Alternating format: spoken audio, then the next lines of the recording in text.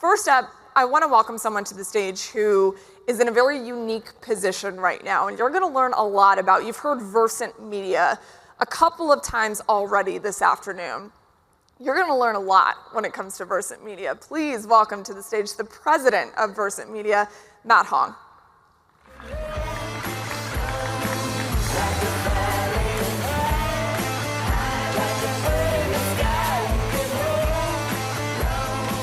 Thank you. Thanks for being here. Thanks for having me. Matt, I'm excited about this conversation, as I know you are as well, because there are a lot of people in this audience who see prioritizing the fans, streaming access and content, and they think, this is all I'm doing right now, is I am digesting as much content as humanly possible, and you're in such a fun position right now because Versant is born. It's here. What is Versant? Tell us what it is. Well, thank you, Maria. So even though Versant is New York-based, Will and myself are up in New York. I am, Atlanta's my hometown, so it's fun to be back in Atlanta. We've got a Walton High School connection. We do. I've probably spent over 100 hours in this building watching my son commit turnovers on these very courts. But what is Versant? So as Will McIntosh noted, Comcast is the traditional longtime parent company of NBC Universal, and is dividing NBC Universal into two. And so a series of cable television networks and digital businesses that Will and Nick oversee are being spun off into a separate publicly held company. So in about 2 months, Versant will be a separate publicly traded company on NASDAQ. And it's 7 cable television networks and the digital businesses of scale that Will and Nick oversee. So TV networks-wise, it's Golf Channel, USA Network, CNBC, MSNBC, E, Sci-Fi, and Oxygen. Hopefully everyone has watched those networks a few times in the past month. And then 3 really large digital businesses, Golf Now, Sports Engine, and Fandango. So that collection of brands and properties will comprise Versant. Versant will be the corporate name, but will probably not be used all that often outside of Wall Street. So think of it as Alphabet to Google or Meta to Facebook. We'll really be known by our brands, whether it's Golf Now or Sports Engine or USA Network or Golf Channel. So that's Versant. And then from a sports perspective, we'll televise leagues and properties such as NASCAR, the PGA Tour, WWE, Premier League, WNBA, college basketball on USA Network, Golf Channel, and CNBC. There's a lot of things that you just said that resonate with the people in this audience. They all know everything that you're talking about. So Versant is incredible in getting off the ground, and what you guys have in front of you is a lot of opportunity. How do you balance the excitement of a new media company that you're talking about alongside the challenges that come with a company of this magnitude? Yeah, we really are in a unique position because we're in some ways a startup.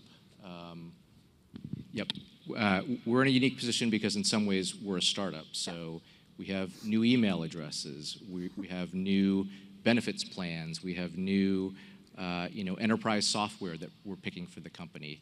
And then at the same time, we're bringing over very established businesses.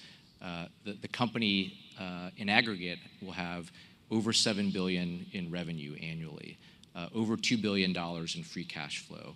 And all of the users who are currently using Golf Now, all of the viewers who are currently watching Premier League on USA Network. So it is a very unique position where some of the things that we're working on a daily basis are startup-like. We just moved into a brand new office facility for the sports division in Connecticut. We're 2 weeks into that. So some things are brand new and we're starting from scratch, and then other things are very established. And so it's really, I think, for the most part, for most of us who are involved in it, a very fun time as we do exactly what you note, try to balance what's old with what's new. And one thing about the status of media right now as we sit is it's changing. It's ever changing. When you're stepping into a role, it's transformative, this movement that we're talking about for sports media. What is the core mission of Versant Media, and how do you define prioritizing the fan in today's modern media landscape that we're talking about that's changing so much? Yeah, that's the exact description that we have for ourselves at Versant, which is we're looking to be a modern media company. And a lot of that is transforming ourselves from being more singularly looked at as television networks to definitely having television networks, but having a series or a portfolio of adjacent businesses to those networks. And so golf is a perfect vertical to illustrate what we're looking to do more of in our future. So for golf, we've got two majors that are on USA Network, the US Open and the Open Championship. We've got 500 hours of PGA Tour coverage on Golf Channel, 400 plus hours of LPGA coverage on Golf Channel, and then we have these very robust adjacent digital businesses that Will McIntosh and team run in Golf Now and Golf Pass. And so if you look at just the golf vertical, we've got very robust media assets, but we've also got a ton of participation assets.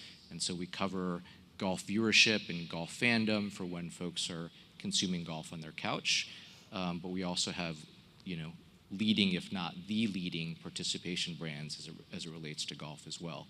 So that vertical, if you look at the golf vertical at Versant or within our sports and digital businesses, that vertical is already about 50% of the revenue coming from traditional media or television, and 50% of the revenue comes from other.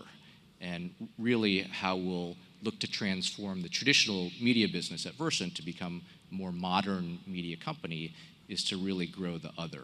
So these adjacent to media businesses like a Golf Now or a Golf Pass that are really quite synergistic to those media properties. I think Golf Now benefits from promotion on Golf Channel, and then Golf Channel benefits from being adjacent to Golf Now. So it's this wonderfully synergistic business that we have in golf that we're looking to do across more and more verticals at Versant. You said a couple of times in there the word brand, which is a lot of what we discuss when it comes to athletes. There's a lot of parents in the room that have athletes at home that are figuring out that your brand is your entire identity now. And it's becoming more of a focus of conversation. So now that athletes today are their own media brands, how is Versant partnering with athletes directly, and how important is giving them a platform in your content strategy? Yes, brand is such an important thing, whether you're talking about a large media company like Versant, or whether you're talking about NIL in college, or now dipping down into high school. And I would say most professional sports are defined by the athletes who play those sports. So if you look at the NBA, it's very personality driven. You've got LeBron James, you've got Stephen Curry. Pretty much every professional sport benefits when there's brand equity that is created by the individual athletes. And so one of the things that we're doing at Versant is we're doing non-live or shoulder programming, as it's called in the industry, programming around individual athletes who we then televise their league sports. So perfect example is WWE, which is a bit of a crossover sport in that it's part sports, part entertainment. Actually perfect for a network like USA, which is a lot of sports, but a lot of entertainment programming.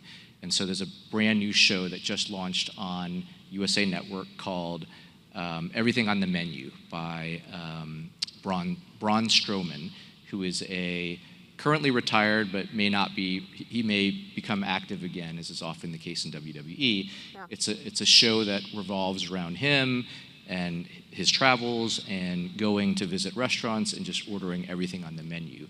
But it's a good example of when you build up the individual brands of athletes whose sports you then televise live. It's a wonderfully synergistic kind of, all boats rise combination of storytelling and trying to create tune-in for the live sport. So whether it's WWE or we do similar things for PGA Tour or LPGA athletes, We'll do this a lot for WNBA when that package starts in 2026. We do it for Premier League, but that's an example of how athletes, brands, and storytelling for those athletes or around those athletes kind of help drive live viewership for the sport itself. And you're seeing more and more of that all over the place. Absolutely. And when you think about major competitors in modern media, there is a lot of them. You've mentioned a couple of times about how Versant will separate itself from the landscape of modern media, but how do you plan to step out as a company? Yeah, it's obviously a super competitive space right now for sports media. Not only are all of the traditional media companies like ourselves bidding on sports rights and competing for, the eyeballs of fans, but you obviously have the newer entrants, and you probably can't even call them newer entrants anymore in all of the streaming companies. And so they are obviously placing large bets for sports rights as well. One of the things that we've tried to do at Versant is to find sports where there's a lot of growth potential left in them. So obviously, we've got very established sports like NASCAR and PGA Tour, and then you've always got sports like like NBA or NFL, where there's growth left in them, but it's off a very large base already. So an area that we're leaning in is with women's sports properties. And it's not to classify all of women's sports properties together, but a lot of women's sports properties tend to have a lot of headroom left. And so we've already been a long-time rights holder for the LPGA for Golf Channel, but two of our newer properties both happen to be women's sports properties. And yes, we like women's sports, but I think most importantly from a business perspective, both of them have a lot of room for growth still. So two new properties, both of which will launch in 2026, both of which we've announced recently. One is the WNBA. We'll have 48 regular season games for WNBA and USA Network, doubleheaders on Wednesday night, which will be a bit of a franchise to have two WNBA games on Wednesday nights on USA.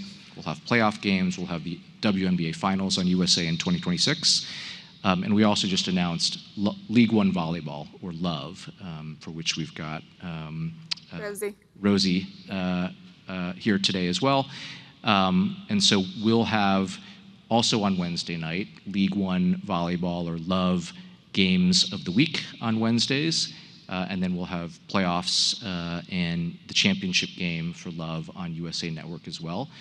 Starting in 2026 from January to April, which will then hand off to our Wednesday night coverage of WNBA. So that's one of the ways in which we've tried to differentiate ourselves, is by looking for programming where there is an established base of fans, but where we feel like we can really partner with these leagues to continue to grow their fan base. And we'll do our part from a storytelling and from a broadcast perspective, but we're really, in some ways just glad to be associated with these leagues who have already started down a pretty assertive growth trajectory. I'm glad you brought up women's sports and seeing the investment in it, because here at the National Youth Sports Summit, over the last 4 years that I've done this, we've talked incrementally about how much it has grown. Clearly, Versant sees an investment in women's sports, and there is more room to grow. But what have you noticed about the rise in intrigue when it comes to women's sports in general? Yeah, I mean, there's a amazing stat that I won't get quite right, but about participation in girls' sports and then girls' sports graduating to college athletics and how that translates into success in business in non-sports jobs. And so, it really is kind of a wonderful time for both participation relative to girls' sports, but also for professional women's sports, whether it's the ones we cover or ones that we don't currently cover, like the NWSL. It's I think a really good time to be involved with whether it's girls' sports at the youth level or women's sports at the professional level.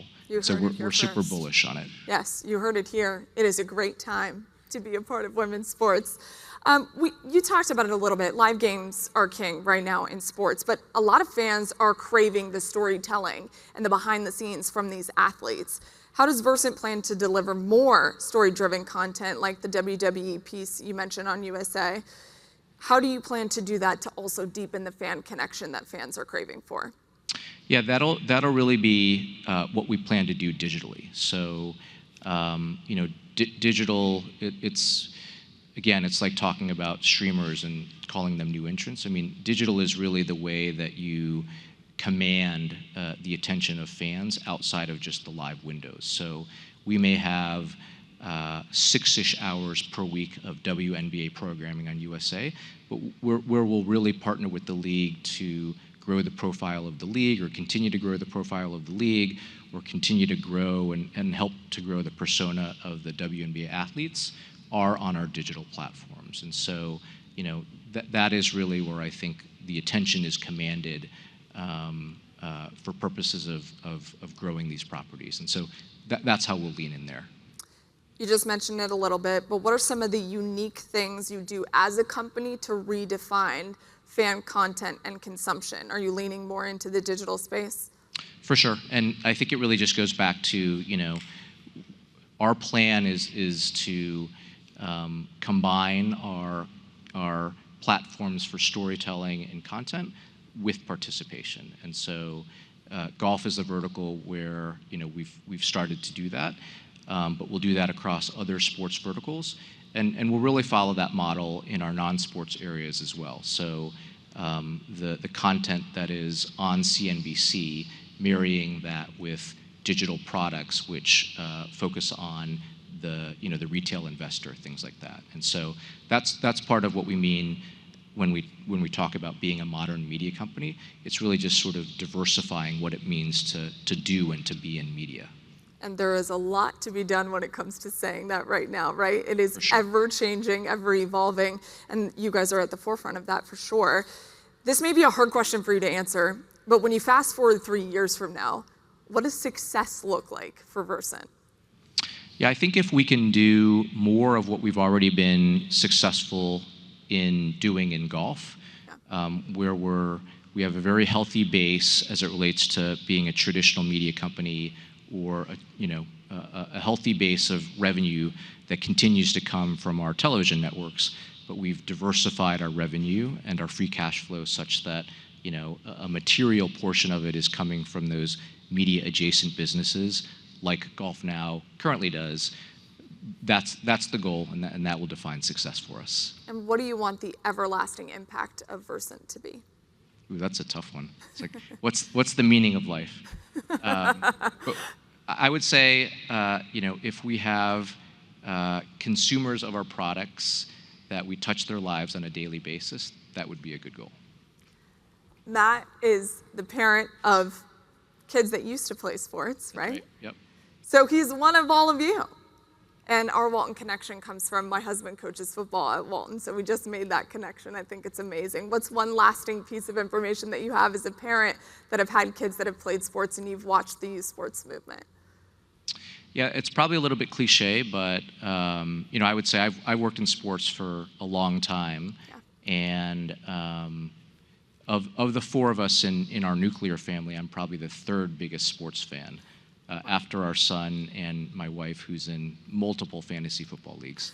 But I think the impact of sports, whether it's playing or following, I think really, at least for our family, has been something that I think will continue to be a bond for us. And so, again, cliche, but just sort of the wonderful impact of participating in sports and following sports, in our family dynamic is something that's very unique.